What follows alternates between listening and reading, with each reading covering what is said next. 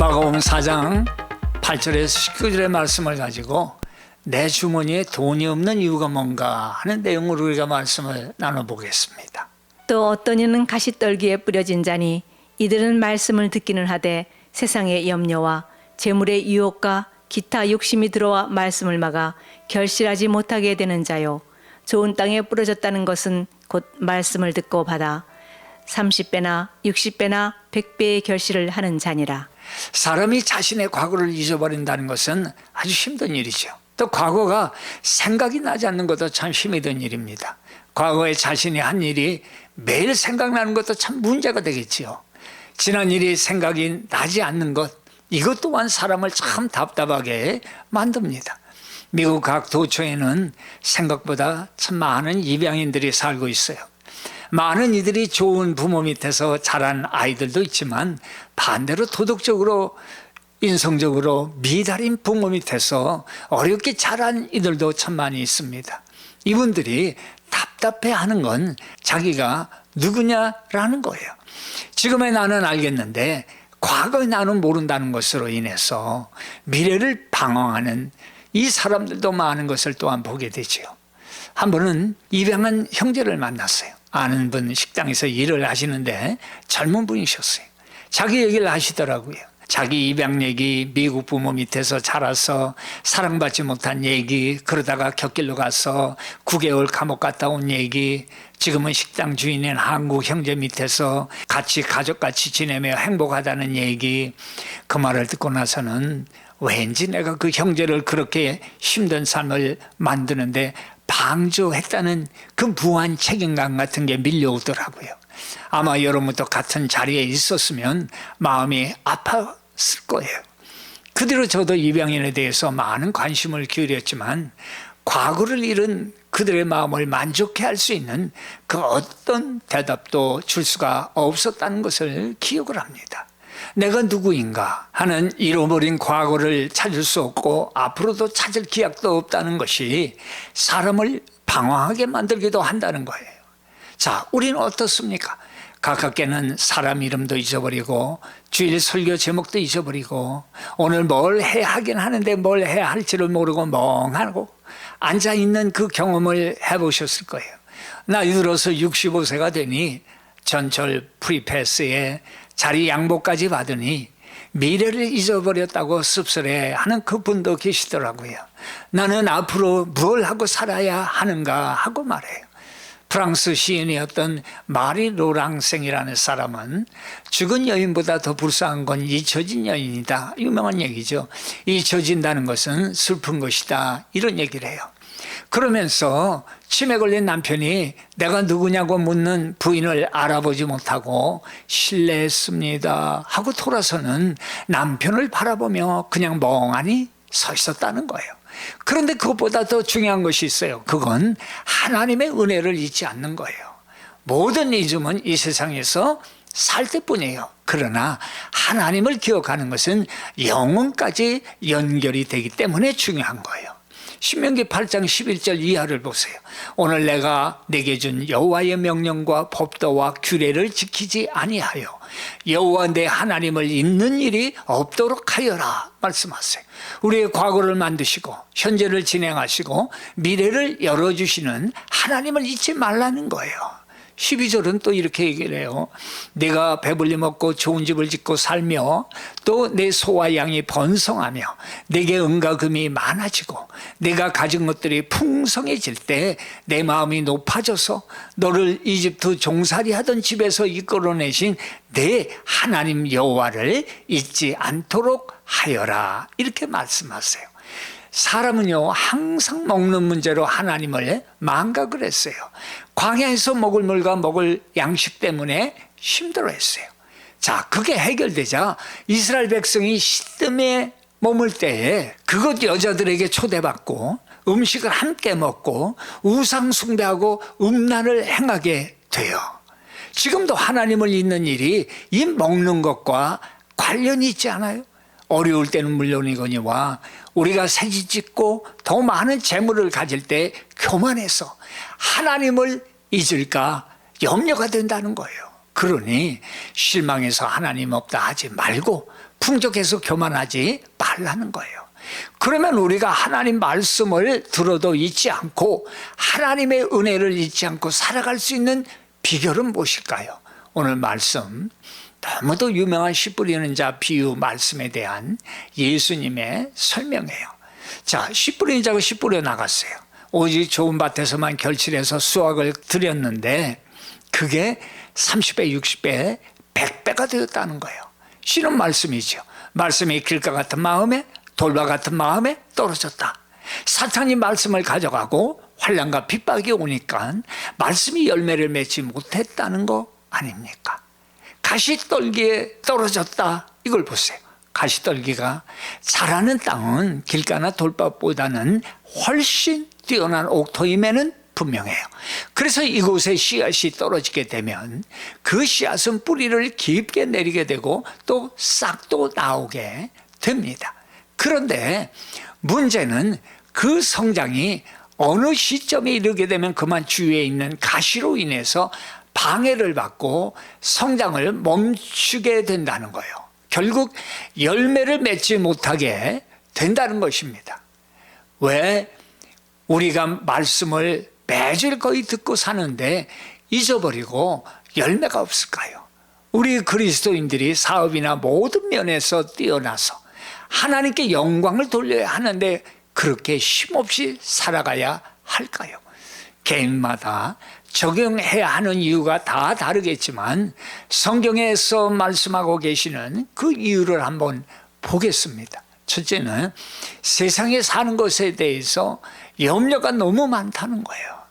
세상의 염려, 여기서 세상이라는 것은 투아이오노스 이렇게 불러요. 사람이 살고 있는 일정한 시간, 기간, 사람이 살고 있는 현 세대를 의미하는 그런 말씀이에요. 그러니까 사람이 염려하는 것은 길어봤자 우리가 사는 시간 안에서 하는 염려라는 거예요. 죽은 후에 영원한 시간에 비하면 한순간이라는 거예요. 그렇게 우리가 제한된 시간을 살아가는데 뭐 그리 해야 할 염려가 많냐라는 거예요.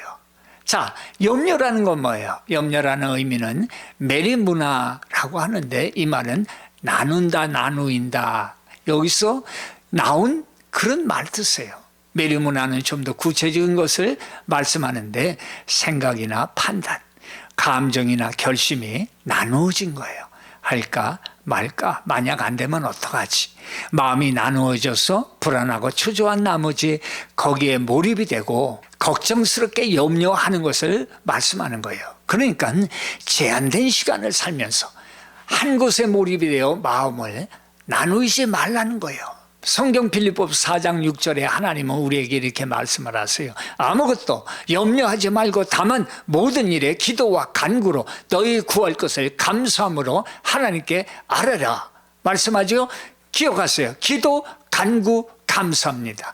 그것이 우리가 할 일이라는 거예요. 여호수아 5장 이하를 보게 되면 이제 백성들이 요단을 건너 가나안으로 들어가서 처음 정복해야 할 성을 만나는데 그게 여리고성이 아니에요.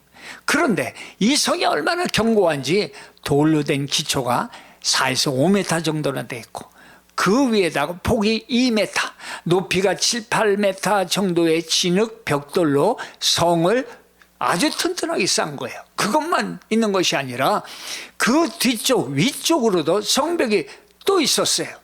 그러니까 이중 성벽이에요. 그 안에는 샘물이 있었고 추수한 곡식을 쌓아놓아서 먹을 것도 풍부하게 저장을 한 거예요.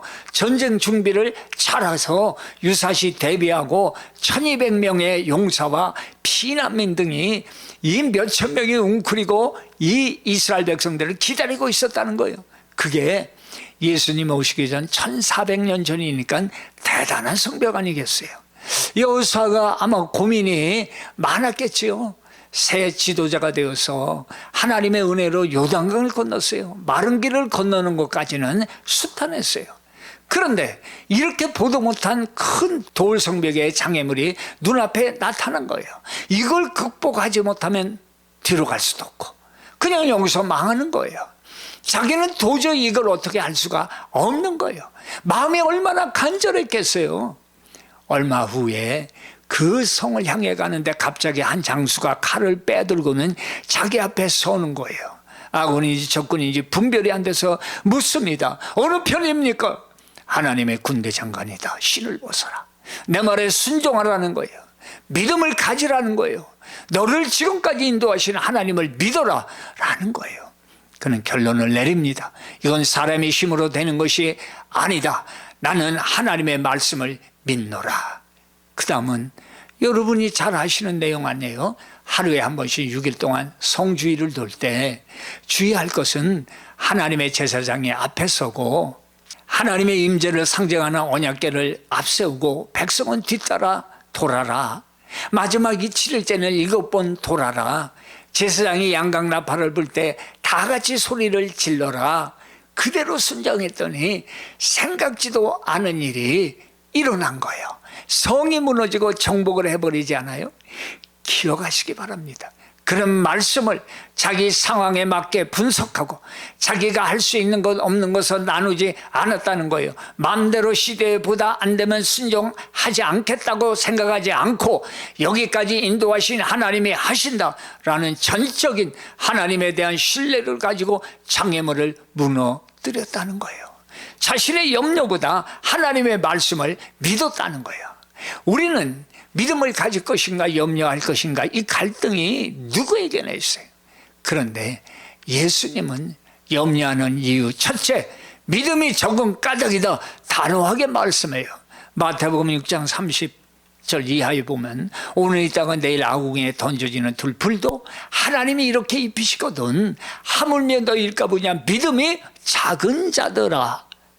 그러므로 염려하여 이르기를 무엇을 먹을까 무엇을 마실까 무엇을 입을까 염려하지 말라는 거예요. 염려의 근본 원인 불신앙과 잘못된 신앙 때문이다 분명히 말씀해요.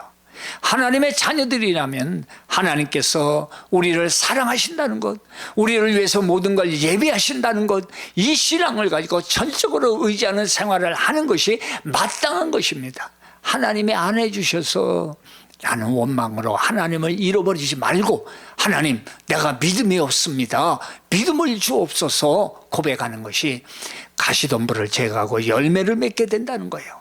사람이 미래에 대해서 생각하고 예상하여 대비하는 것 당연한 일 아니에요. 하지만 어려워도 기억할 것은 요한일서 2장 1절의 말씀처럼 아버지 앞에서 우리에게 대언자가 있으니 곧 의로우신 예수 그리스도시라.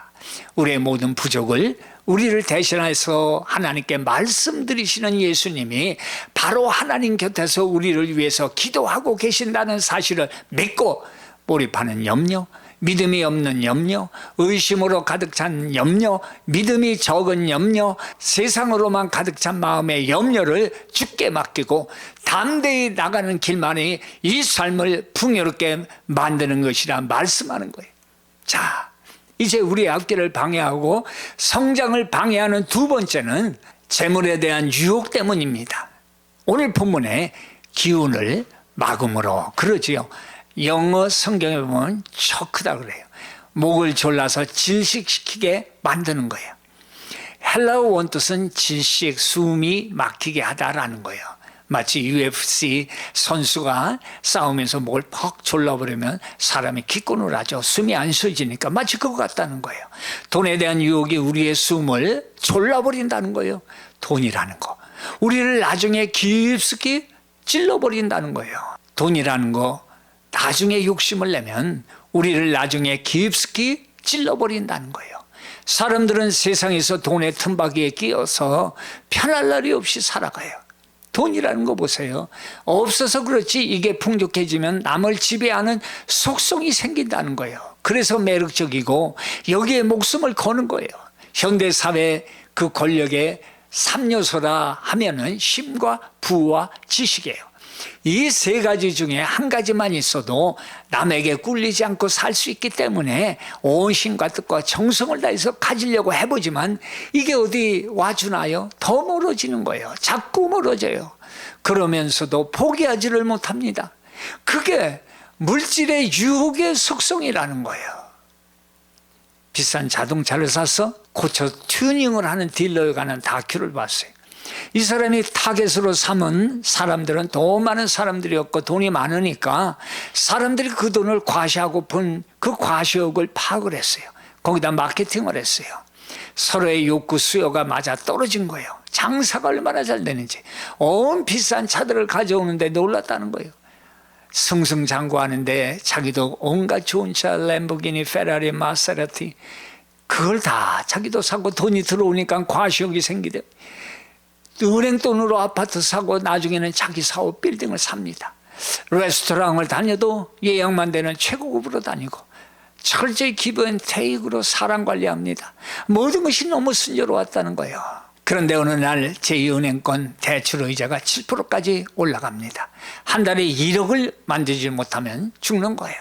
마이너스 통장에 돈을 동원하여 2년을 버티는 동안 서서히 인성이 망가져 갑니다. 과감하게 정리할 것은 정리해야 되는데 그렇게 고통을 당하면서도 이미 생활화돼버린 자기 과실을 줄여버리면 사람들이 자기를 멸시할까 봐, 자기의 자존심이 무너질까 봐 망하는 줄 알면서도 계속 팔 것을 팔지 않고 가지고 있었다는 거예요. 우울증에 약 먹고 죽음을 수없이 생각해봤지만 오히려 자기를 욕하는 사람들 때문에 죽을 수가 없었다는 거예요. 그리고 그동안 아버지의 고통스러운 죽음을 보면서 영원할 줄 알았던 삶이 종말이 있구나를 깨닫게 되었다라는 거예요.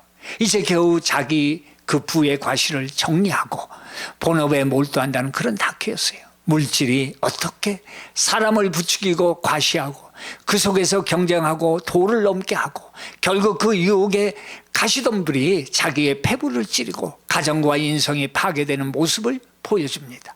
하나님 말씀은 이런 말씀을 들려주세요. 야고보서 4장 13절 이하에 들으라.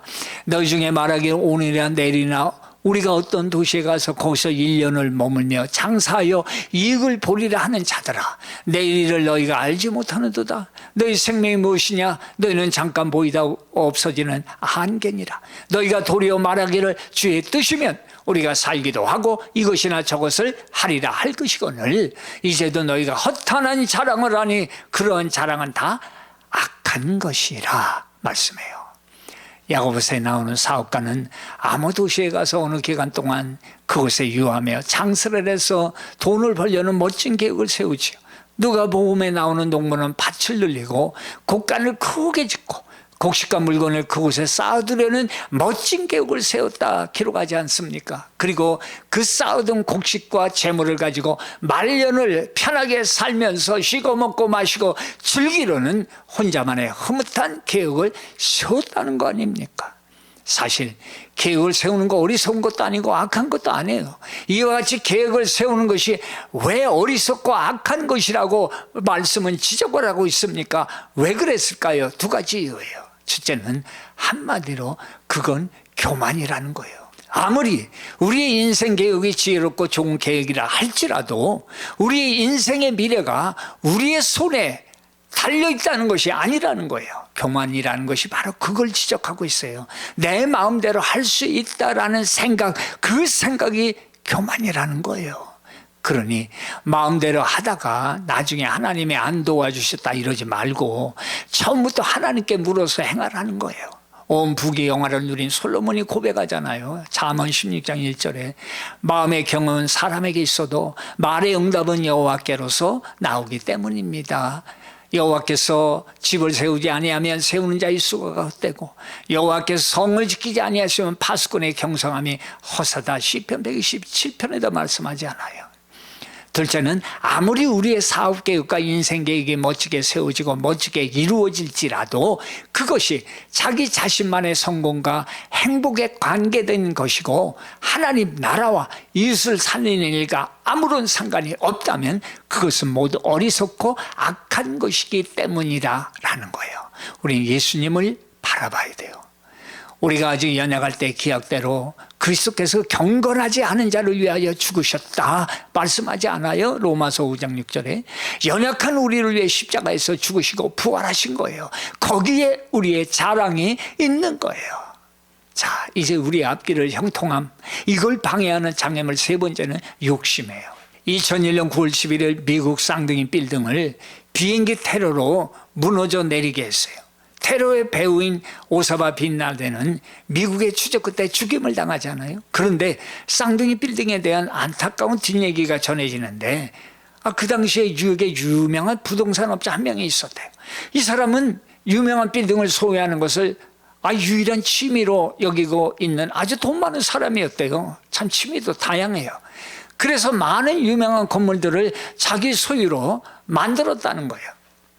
그 당시 뉴욕에서 가장 유명한 건물 중에 하나인 이 쌍둥이 빌딩도 자기 것을 만들고 싶어 했지만 주인이 안 파는 거예요.